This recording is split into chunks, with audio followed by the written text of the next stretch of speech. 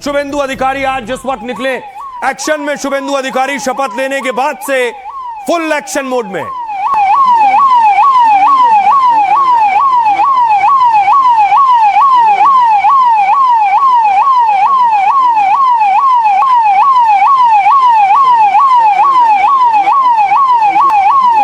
और उसके बाद शुभेंदु अधिकारी पहुंचे तो उन्हें गार्ड ऑफ ऑनर दिया गया, सलामी दी गई और उसके बाद उन्होंने दिन की शुरुआत की।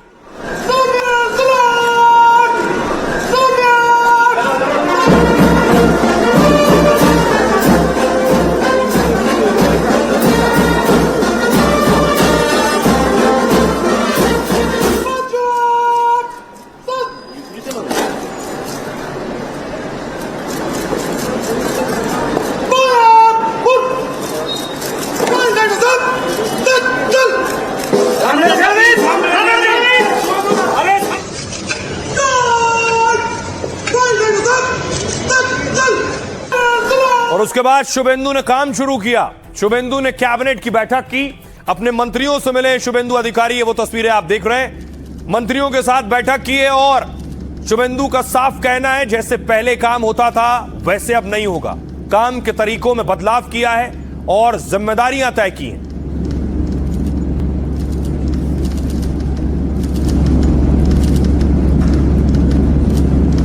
और उसके बाद शुभेंदु अधिकारी ने 5 बड़े फैसले किए जो अब तक ममता के दौर में नहीं होते थे। बाकायदा पुलिस अधिकारियों के साथ बैठक की है। खबर यह है कि बीएसएफ के लिए भी एक बड़ा ऐलान किया है शुभेंदु ने। 5 फैसलों में वो ऑर्डर शामिल हैं जो ममता और केंद्र की खींचतान के दौरान दरअसल बंगाल के राज्य पर लागू नहीं हो पा रहे थे। सत्ता संभालते ही शुभेंदु फुल एक्शन में हैं, नए फैसले ले रहे हैं और ममता के फैसलों को दनादन पलट रहे हैं, वो भी भगवा कुर्सी पर बैठकर। पहली ही कैबिनेट बैठक में ही पश्चिम बंगाल के मुख्यमंत्री ने केंद्र की उन योजनाओं को लागू कर दिया जिसे दीदी ने रोक रखा था। साथ ही सबसे बड़े चुनावी मुद्दे पर भी बड़ा फैसला ले लिया है। सीमांत सुरक्षा देश की सुरक्षा के साथ जुड़ा हुआ है। आने वाला 45 डेज के अंदर पूरा के पूरा जमीन एमएचए को ट्रांसफर करेगा, बीएसएफ फेंसिंग पूरा कर देगा। पहले सरकार जो बनाया है जनकल्याण मूलक सूचना का प्रकल्प दैट विल कंटिन्यू बोला ना, तो मानते हैं तो ममता बनर्जी ने जनकल्याण मूलक प्रकल्प लिया है। शुभेंदु अधिकारी ममता बनर्जी को हराकर खुद को एक अच्छे और लोकप्रिय नेता साबित कर चुके हैं। अब उन्हें खुद को एक प्रशासक और अच्छा मुख्यमंत्री साबित करना है। वो तभी होगा जब वो योगी की तरह सख्त और जन कल्याण से जुड़े फैसले लेंगे। शुभेंदु लेफ्ट से राइट तक पहुंचे नए बंगाल की नई उम्मीद है और उन उम्मीदों को पूरा करने में पूरे जी जान से जुटे हैं। अब देखिए, लोग जानना चाहते हैं कि शुभेंदु अधिकारी कर क्या रहे। मुख्यमंत्री बन गए, कौन से बड़े काम करें, तो मैं आपको मुख्यमंत्री बनने के साथ उनके 5 बड़े काम बताता हूं। देखिए, सबसे पहला ये, सीएम शुभेंदु ने फैसला घुसपैठ रोकने पर कर लिया है। बांग्लादेश बॉर्डर पर बाढ़ बंदी होगी, बाढ़ लगेगी, कोई भी घुसपैठ ना होने पाए, कोई कहीं से घुस कर ना आने पाए। बॉर्डर पर फेंसिंग के लिए बीएसएफ को जमीन दी जाएगी। 45 दिन के अंदर गृह मंत्रालय को जमीन दे देगा राज्य सरकार। भारत का बांग्लादेश से करीब 4000 किलोमीटर का बॉर्डर है, 4000 किलोमीटर। गृह मंत्रालय के मुताबिक 3240 किलोमीटर में ही यह बाढ़ लगी हुई है और करीब 850 किलोमीटर में बाढ़ बंदी अभी होना बाकी है। 175 किलोमीटर का इलाका पहाड़ी, जंगली और दुर्गम है, लेकिन अधिकारी ने कहा कि हर जगह फेंसिंग लगेगी। ये जो 850 किलोमीटर बचा है वहां भी फेंसिंग होगी। दूसरी चीज देखिए जरा, बंगाल में बीएनएस लागू होगा, यानी बंगाल में अब नए आपराधिक कानून लागू होंगे। अब तक लागू नहीं हुए थे। जो भारतीय न्याय संहिता बनी थी वो बंगाल में लागू ही नहीं थी। ममता सरकार ने बंगाल में बीएनएस लागू नहीं होने दिया और बंगाल में पुराने आईपीसी और सीआरपीसी कानून ही चल रहे थे अब तक। लेकिन शुभेंदु ने कहा देश का ही कानून बंगाल में चलेगा। इसके अलावा देखिए जरा, उज्ज्वला आयुष्मान योजना आपके राज्य में है लेकिन बंगाल में नहीं है। बंगाल में आयुष्मान योजना लागू नहीं थी अब तक और जन आरोग्य और उज्ज्वला योजना भी रुकी हुई थी बंगाल में। कुर्सी संभालते ही शुभेंदु अधिकारी ने केंद्र की योजनाएं लागू कर दी हैं और उज्ज्वला से जुड़ी सभी याचिकाएं केंद्र के पास भेजी गई। इसके अलावा हिंसा का भी हिसाब होगा। चुनावी हिंसा में मारे गए कार्यकर्ताओं पर बड़ा फैसला किया है और 321 बीजेपी कार्यकर्ताओं के परिवारों की जिम्मेदारी संभालेगी। सरकार ने कहा है वो हिंसा के मामलों की जांच भी करेगी। ये 5 बड़े फैसले शुभेंदु ने कुर्सी पर बैठते ही ले लिए। सुनिए जरा शुभेंदु अधिकारी क्या कहते हैं। तो सुरक्षा देश की सुरक्षा के साथ जुड़ा हुआ है। ये भारतीय जनता पार्टी का चुनाव में बहुत बड़ा कमिटमेंट था, देश हित में, बंगाल का हित में। इसलिए आज पहले कैबिनेट में हम लोग बीएसएफ को लैंड ट्रांसफर करने का डिसीजन ले लिया है। आने वाला 45 डेज के अंदर पूरा के पूरा जमीन एमएचए को ट्रांसफर करेगा, बीएसएफ फेंसिंग पूरा कर देगा और इलीगल इन्फिल्ट्रेटर्स का जो हमारी प्रॉब्लम चल रहा है ये भी कुछ दिन के अंदर रिजॉल्व हो जाएगा। आज से ही सेंसस का काम शुरू हो जाएगा। 11 महीने का बाद ये इम्प्लीमेंट हो रहा है। आयुष्मान भारत कैबिनेट ने मंजूरी दे दिया है। बाकी हेल्थ डिपार्टमेंट, सेंट्रल गवर्नमेंट का हेल्थ डिपार्टमेंट के साथ एग्रीमेंट और दूसरे तरीके जो प्रक्रिया करना चाहिए वो प्रक्रिया आज से शुरू हो जाएगी। तो शुभेंदु पूरी तरह से सक्रिय है और वो गलती नहीं करना चाहते हैं जो पिछले राज्य सरकार में हुई है। दूसरी तरफ उनके पीए की जो हत्या हुई उस पर भी उनकी नजर है। सीआईडी एक्शन ले रही है। देखिए जरा, पीए की हत्या हुई थी नंदीग्राम में, उनका पीए रहा जिसका मर्डर हुआ और उसमें पुलिस कार्रवाई कर रही है। 2 लोगों को पुलिस ने गिरफ्तार कर लिया है अब तक।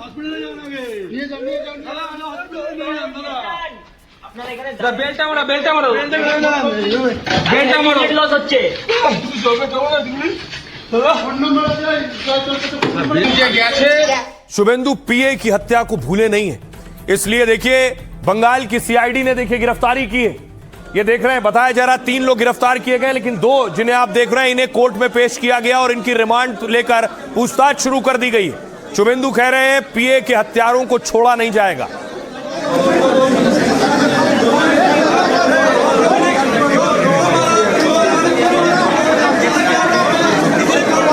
तो जो आप चेहरे देख रहे हैं जिन्होंने सर ढक रखा है, चेहरा ढक रखा है, 3 है अगर आप देखिए तो 2 आगे 1 पीछे, इन 3 लोगों को गिरफ्तार किया गया है और तीनों को उत्तर 24 परगना की कोर्ट में पेश किया गया।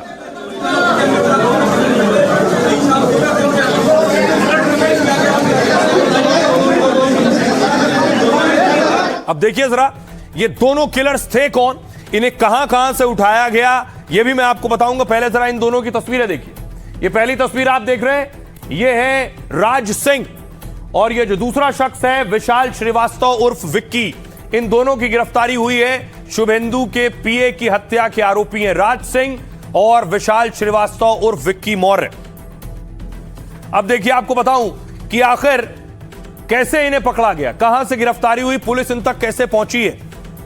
तो ये आप देख रहे हैं, ये हैं वो दोनों जिन्हें पुलिस ने गिरफ्तार किया है, राज सिंह और विक्की। शुभेंदु के पीए की हत्या में पुलिस को बड़ी कामयाबी मिली है। पुलिस ने 3 संदिग्धों को बिहार और उत्तर प्रदेश से गिरफ्तार किया है। 2 आरोपी मयंक और विक्की की गिरफ्तारी बक्सर से हुई है। वहीं राज सिंह को यूपी के अयोध्या से गिरफ्तार किया गया। पश्चिम बंगाल पुलिस को शक है कि इनमें से एक शार्प शूटर है। टोल प्लाजा पर यूपीआई पेमेंट ने पुलिस को आरोपियों तक पहुंचाया है। ऑनलाइन ट्रांजैक्शन से जुड़ा मोबाइल नंबर ट्रैक किया गया। साथ ही सीसीटीवी फुटेज ने भी तीनों आरोपियों का सुराग दिया है। हमलावरों की कार हत्या से पहले टोल प्लाजा से दरअसल गुजरी थी, यानी ये लोग जिस गाड़ी में सवार थे वो टोल प्लाजा से गुजरी। वो कारें बरामद हुई, वो कारें सीसीटीवी में कैद हुई, पता चला किस टोल से गुजरी है। यहां कार में मौजूद व्यक्ति ने वहां पर यूपीआई से पेमेंट किया था, बस वहीं से पकड़ हुई। इसी पेमेंट से जुड़े मोबाइल के जरिए एक आरोपी पकड़ा गया। फिर पुलिस ने बाकी 2 आरोपियों को दबोच लिया। वारदात के बाद आरोपी लाल रंग की कार से फरार हुए थे और सीसीटीवी में यही लाल रंग की कार टोल प्लाजा पर स्पॉट हो गई। जांच एजेंसियों का मानना यह है कि वारदात में 8 लोग शामिल थे। आरोपियों ने वारदात से पहले कई दिनों तक रेकी की थी। 6 मई को 42 साल के चंद्रनाथ रथ की हत्या कर दी गई थी। ये कुछ इस तरह से हत्या हुई थी। वारदात नॉर्थ 24 परगना जिले के मध्यम ग्राम इलाके में हुई थी। अब इस पर एक्शन शुरू हुआ। सुनिए जरा पुलिस क्या कह रही है इस पर और बीजेपी के नेता क्या कह रहे हैं। वो अनुसंधान अंतर्गत इसके अंतर्गत में ही जो है बंगाल पुलिस की तरफ से जो गई सूचना के आधार पे जो है 2 लोगों की गिरफ्तारी जो है बक्सर से की गई है और आगे की जो है कार्रवाई उनके विरुद्ध हम लोगों ने जारी कर दी है और उन लोगों को जो हैंड ओवर कर दिया है। अभी तक तो जितना बड़ा घटना घटती थी तो इस कहाँ पे क्या चला जाते थे, किसी का विचार नहीं होते थे, ऐसा ही होते थे। हम लोग कभी दिखाई नहीं, लेकिन ये जो बड़ा जो इंसिडेंट हुआ था शुभेंदु दा का जो चंद्रो के साथ हुआ था, इसमें बहुत जल्दी यह हुआ है। इसका कड़ी की कड़ी शास्ति होना चाहिए और जो भी शूटर आए थे उसके साथ किसका लिंक है ये भी जल्दी से जल्दी बाहर होना चाहिए। अब देखिए जरा, आप देख रहे हैं बंगाल में क्या हो रहा है, लेकिन अब मैं आपको बताऊं शुभेंदु की जीत के बाद बंगाल में अभी भी जश्न हो रहा है। शुभेंदु का क्रेज देखिए कितना है। नए मुख्यमंत्री जब पहुंचे तो बीजेपी दफ्तर में देखिए जरा उनका स्वागत कैसे हुआ।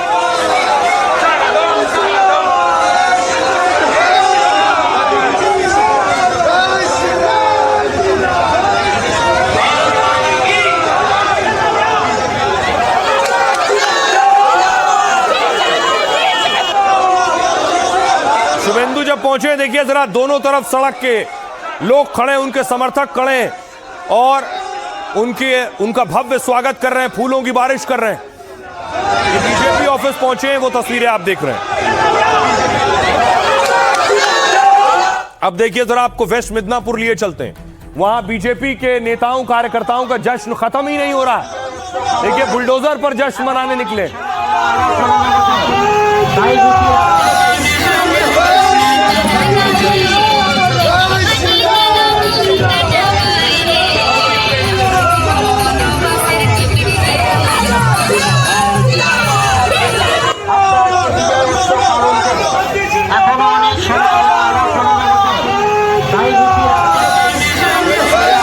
बुलडोजर पर जश्न की तस्वीरें हैं। यह बात अलग है कि शुभेंदु अधिकारी और बड़े नेताओं ने पिछले दिनों कहा कि जेसीबी से किसी तरह का जश्न ना मनाएं। अब आपको बताऊं, बेशक कार्यकर्ताओं में खुशी है, पहली बार सरकार आई है, नए मंत्री बने, नए मंत्रियों में विभागों का बंटवारा हो गया। देखिए जरा किसे कौन सा विभाग मिला है। सबसे पहले देखिए शुभेंदु अधिकारी के पास सीएम और गृह मंत्रालय, अमूमन मुख्यमंत्री अपने पास रखते हैं तो गृह मंत्रालय शुभेंदु अधिकारी के पास रहेगा। दूसरे बड़े नेता बीजेपी के दिलीप घोष, मंत्री जिनके पास ग्रामीण विकास, पंचायत और पशु संसाधन है। अग्निमित्रा पॉल को महिला एवं बाल कल्याण मंत्रालय दिया गया है। दूसरे मंत्री देखिए निशित प्रमाणिक, ब्लू आइड बॉय भी है, माना जाता है गृह मंत्री के भी करीबी हैं, उन्हें पसंद करते हैं। उत्तर बंगाल विकास और खेल और युवा कल्याण मिला है उन्हें। अशोक कीर्तनिया खाद्य मंत्रालय मिला है और अगला नाम है क्षुदिराम टूडू जिन्हें पिछड़ा वर्ग कल्याण मंत्रालय मिला है। अब सुनिए जरा, मंत्रालयों का डिस्ट्रीब्यूशन हो गया है, वितरण हो गया है, सुनिए क्या कह रहे हैं नेता। इतना भी वोट तृणमूल को मिला है सिर्फ दीदी के शक्ल पे मिला है। अब हारी क्यों तृणमूल कांग्रेस? नुकसान नहीं हुआ, हार गई ना तृणमूल कांग्रेस। हारी क्यों? 3 प्रधान कारण। Number 1 IUPAC. नंबर 1 आईपैक, पिछले 6 महीने ये पार्टी को आईपैक चला रहा है। बच्चे लड़के दूसरे राज्य के वो सांसदों को, विधायकों को, हम लोगों को सिखा रहे हैं कि क्या करना है, क्या बोलना है। वो हमें मैसेज भेज रहे हैं कि शुभेंदु अधिकारी को ऐसे गाली दो, उनके पापा का नाम लेके गाली गुप्ता करो। आईपैक के लोग कि दीदी और अभिषेक जी को इसका जिम्मेदारी लेना पड़ेगा कि कैसे आप दोनों के रहते हुए एक बाहर की संस्था पूरा एक पार्टी को कैप्चर करे। तृणमूल कांग्रेस अभी सरकार गया, अभी पार्टी जाने वाला है। अब देखते रहिए, अभी तो सरकार गए हैं सिर्फ, अभी तृणमूल कांग्रेस का जो पार्टी है ना, जिसको अब जो ऑल इंडिया तृणमूल कांग्रेस बोलते तो पार्टी भी नहीं रहेगा। बैड टाइम में दल के छोड़ के जाएगा, दल का अगेंस्ट में बोलेगा, उसमें क्या फायदा? ये लोग दल का नहीं है, ये लोग अपॉर्चुनिस्ट है। अब देखिए जरा नतीजे आ गए। नतीजे आने के बाद ममता बनर्जी की पार्टी की करारी हार हुई है, तो अब पार्टी के अंदर से विरोध के स्वर आ रहे हैं पार्टी के काम करने के तरीकों को लेकर, पार्टी जैसे रणनीति बना रही थी इसको लेकर। क्या कहना है देखिए नेताओं का। हार से पार्टी में क्या बगावत हो रही है। टीएमसी नतीजों के बाद निर्वाचन आयोग पर दोष मढ़ रही, लेकिन पार्टी के भीतर का झगड़ा खुलकर सामने आ गया। टीएमसी के नेता हार का ठीकरा अब आईपैक पर फोड़ रहे हैं। आईपैक चुनावी रणनीतिकार कंपनी। कल्याण बनर्जी जैसे नेता ममता के फैसले पर सवाल उठा रहे हैं। उन्होंने कहा आईपैक ने तृणमूल कांग्रेस को बर्बाद कर दिया।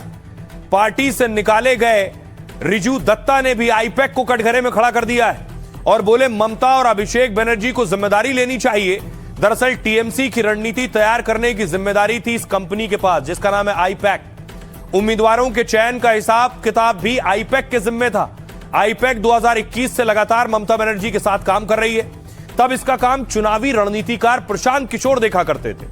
2021 में अभिषेक बनर्जी प्रशांत किशोर को बंगाल लेकर आए।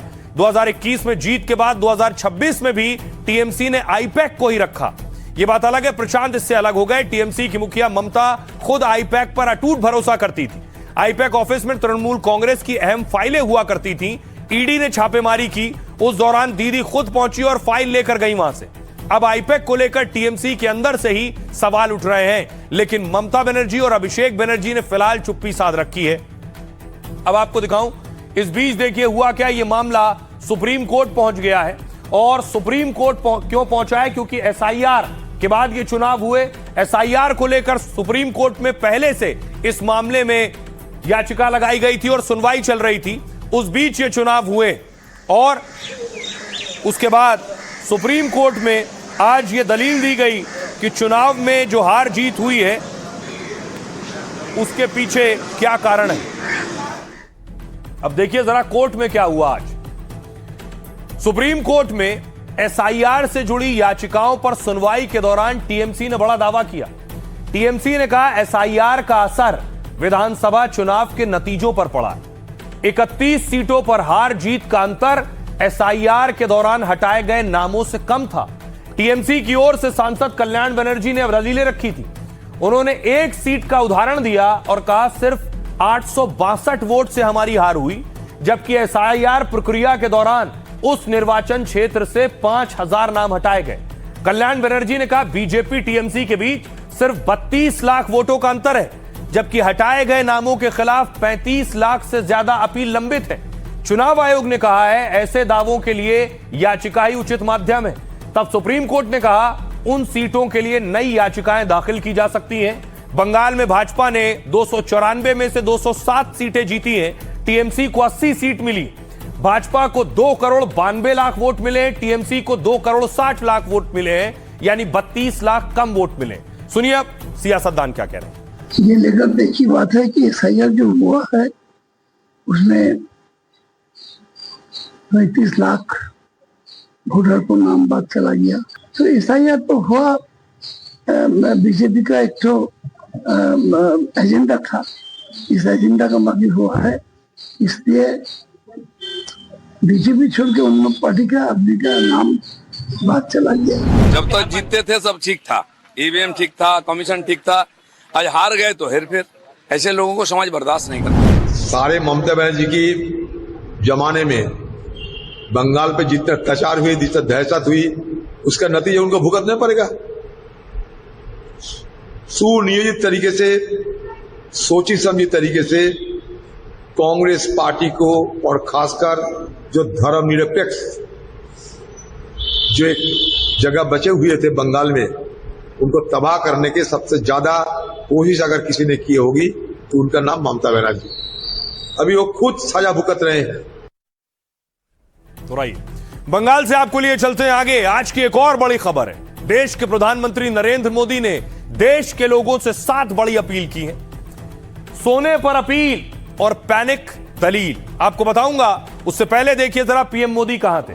प्रधानमंत्री नरेंद्र मोदी सोमनाथ मंदिर में थे।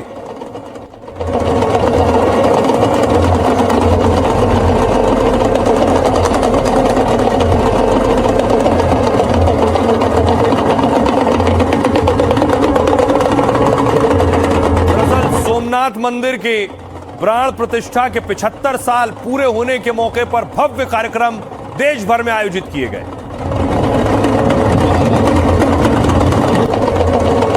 उसके बाद प्रधानमंत्री नरेंद्र मोदी ने सोमनाथ मंदिर में पूजा अर्चना की, अभिषेक किया।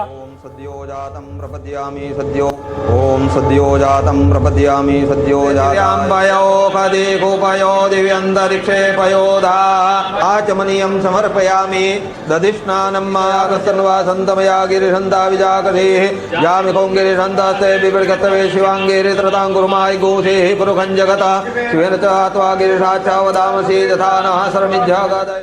लेकिन प्रधानमंत्री नरेंद्र मोदी का एक दिन पहले दिया हुआ एक बयान आज देश की सबसे बड़ी सुर्खियां था, सबसे बड़ा बहस का मुद्दा था। प्रधानमंत्री नरेंद्र मोदी ने देश के लोगों से अपील की, सोना कम खरीदो, गोल्ड कम खरीदिए।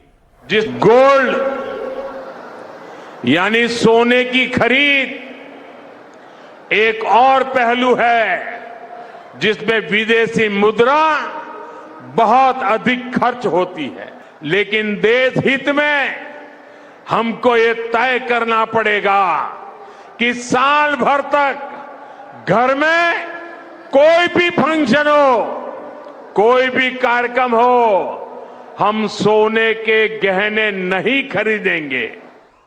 अब देखिए, प्रधानमंत्री नरेंद्र मोदी ने कहा, अपील की देश से कि एक साल तक प्रण करिए कि सोना कम खरीदेंगे या नहीं खरीदेंगे। पीएम ने 7 अपील की। वो 7 अपील क्या क्या है देश से? पहली अपील ये, देश हित में 1 साल तक सोना खरीदने या इसे दान करने से बचें। अगर लोग कुछ समय के लिए सोने की खरीद कम कर दें तो देश का पैसा बाहर कम जाएगा और जरूरी चीजों में इस्तेमाल होगा। दूसरी अपील, पेट्रोल, गैस और डीजल का इस्तेमाल कम करना होगा। पड़ोस में चल रही जंग से दुनिया भर में तेल के दाम बढ़े हैं। हमारे पास तेल के बड़े कुएं नहीं है, इसलिए असर ज्यादा हो रहा है। तीसरी अपील, हमें वर्क फ्रॉम होम जैसे उपायों को अपनाने की जरूरत है ताकि पेट्रोल, गैस और डीजल जैसे साधनों की बचत हो। चौथी अपील, गाड़ियों का अनावश्यक उपयोग कम करें, मेट्रो जैसे सार्वजनिक वाहनों का ज्यादा इस्तेमाल करें, कार पूलिंग करें यानी 2 या ज्यादा लोग उसे इस्तेमाल करें। पांचवी अपील, हर परिवार खाने के तेल का इस्तेमाल थोड़ा कम कर दे, इससे विदेशी मुद्रा की बचत होगी और सेहत भी बेहतर होगी।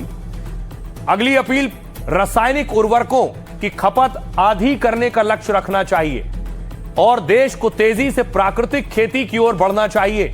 और आखिरी अपील, शादियों, छुट्टियों और दूसरी वजहों से लोग विदेश यात्रा करते हैं, लेकिन कुछ समय के लिए विदेश यात्रा टालना देश हित में होगा। अब सोचिए जरा, प्रधानमंत्री नरेंद्र मोदी ने एक बार नहीं, आज भी, कल भी अपील की थी, आज भी अपील की। पीएम मोदी क्यों ये अपील कर रहे हैं मैं आपको बताऊंगा। इस पर सियासी हल्ला हंगामा भी हो रहा है, वो भी आपको दिखाऊंगा। सोने के कारोबारी क्या कह रहे हैं वो भी बताऊंगा। पहले पीएम मोदी को सुनिए। सोने की आयात पर भी देश का बहुत बड़ा पैसा विदेश जाता है। मैं आप सबसे, देशवासियों से आग्रह करूंगा कि जब तक हालात सामान्य न हो हम सोने की खरीद को टालें। गोल्ड की जरूरत नहीं है। मेरी देश के हर नागरिक से अपील है, जहां संभव हो पेट्रोल, डीजल का उपयोग कम करें।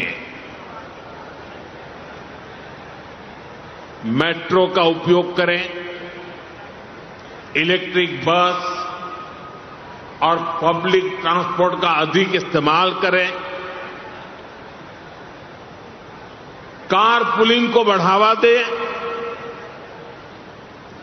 जिनके पास कार है वे एक गाड़ी में ज्यादा लोगों को साथ लेकर चलें।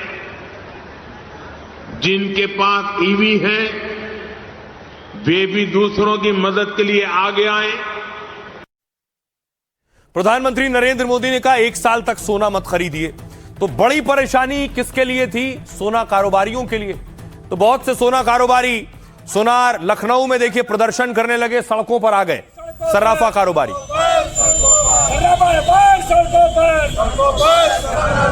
हर जोर जुर्म की टक्कर पर, हर जोर जुर्म की टक्कर पर